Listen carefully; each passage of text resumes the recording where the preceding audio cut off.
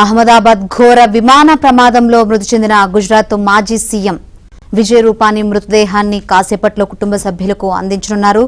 సాయంత్రం ప్రభుత్వ లాంఛనాలతో రాజ్కోట్లో రూపానీ అంత్యక్రియలు జరగనున్నాయి.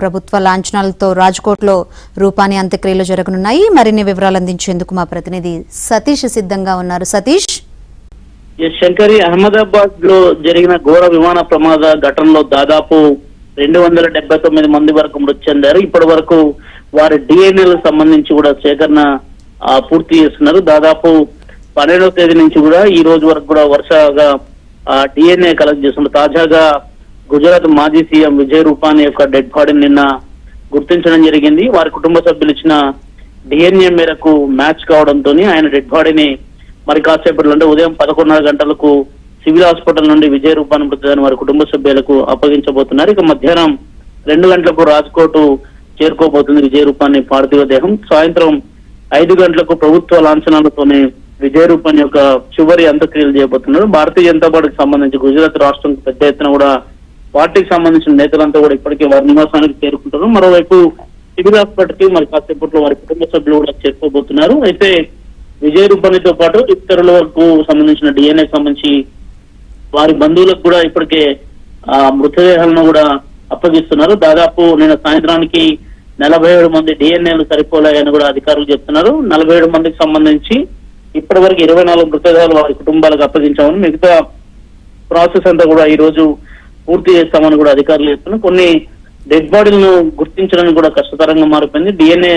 డిఎన్ఏ టెస్టులు నిర్వహిస్తున్నప్పుడు కొంత కష్టతరంగా మారిందని కూడా వైద్యులు అయితే చెప్తున్నారు. మరోవైపు ఫోరెన్సిక్ విభాగం సైతం కూడా కృషి చేసి అనేక మంది అధికారులు కూడా దాదాపు 32 మంది ప్రత్యేక టీంతోనే ఈ డిఎన్ఏ టెస్టులకు సంబంధించి ఏర్పాట్లు కూడా చేస్తున్నారు. మరోవైపు మెడికల్ కాలేజ్ సంబంధించిన విద్యార్థుల యొక్క డెడ్ బాడీస్ కి సంబంధించిన కూడా డిఎన్ఏ టెస్టులు పూర్తయ్యాయి. అనేక రాష్ట్రాల్లో దాదాపు గుజరాత్ లోని 18 జిల్లాలకు సంబంధించి వివిధ ప్రాంతాలకు చెందిన వారు మృతి చెందినట్టు కూడా అధికారులు చెప్తున్నారు. అయితే విజయ్ రూపానీ యొక్క డెడ్ బాడీని మాత్రం నిన్న గుర్తించడం జరిగింది. మొదట గుజరాత్ సీఎం భూపేంద్ర పటేల్ నేరుగా విజయ్ రూపానీ నివాసానికి వెళ్ళి వారి కుటుంబ సభ్యులకు డెడ్ బాడీని ఐడెంటిఫై చేసిన అంశాన్ని కూడా స్పష్టం చేయడం జరిగింది. అనంతరం కుటుంబ సభ్యులకు మరి కాసేపట్లో డెడ్ బాడీని అందజేయబోతున్నారు. దాదాపు విజయ్ రూపానీ యొక్క చివరి అంత్యక్రియల నేపథ్యంలో పెద్ద ఎత్తున రాష్ట్ర ప్రభుత్వం అధికారిక లాంఛనాలతో కూడా ఈ రోజు అంత్యక్రియలు నిర్వహించబోతుంది. ఆయన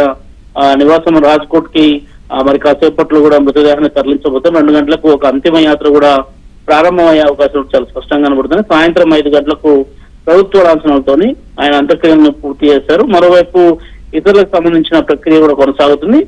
ఈ రోజు కేంద్ర పౌర విమానయాన శాఖ మంత్రి రామ్మోహన్ నాయుడుతో కూడా ఇటీవల హై లెవెల్ కమిటీని ఏర్పాటు చేశారు. హై లెవెల్ కమిటీకి సంబంధించి కేంద్ర హోంశాఖ కార్యదర్శి దీనికి చైర్మన్ గా ఉంటున్నారు. అదేవిధంగా పౌర విమాన శాఖ కార్యదర్శితో పాటు ఇక హోంశాఖ జాయింట్ సెక్రటరీకి సంబంధించిన అధికారులు, వివిధ విభాగాలకు సంబంధించిన అధికారులతో కూడా ఈ రోజు సమావేశం జరిగే అవకాశాలు చాలా స్పష్టంగా అనిపిస్తున్నాయి.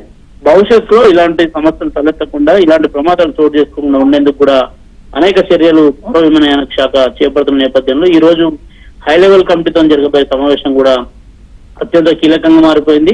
ఎలాంటి చర్యలు తీసుకోబోతున్నారు, ఎలాంటి ఎస్ఓపీస్ ని రెడీ చేయబోతున్నారు అనేది కూడా కొంత ఎయిర్ ఇండియాకి సంబంధించి కాదు, మొత్తం ఏవియేషన్ సెక్టర్ కి సంబంధించిన అంశంలో కొంత కఠినంగా వ్యవహరించేందుకు కూడా ఇప్పటికే ప్రభుత్వం సిద్ధమైంది. అత్యంత సీరియస్ గా కూడా ఈ ఘటనను తీసుకుంది. Shankari, right, thank you Satish.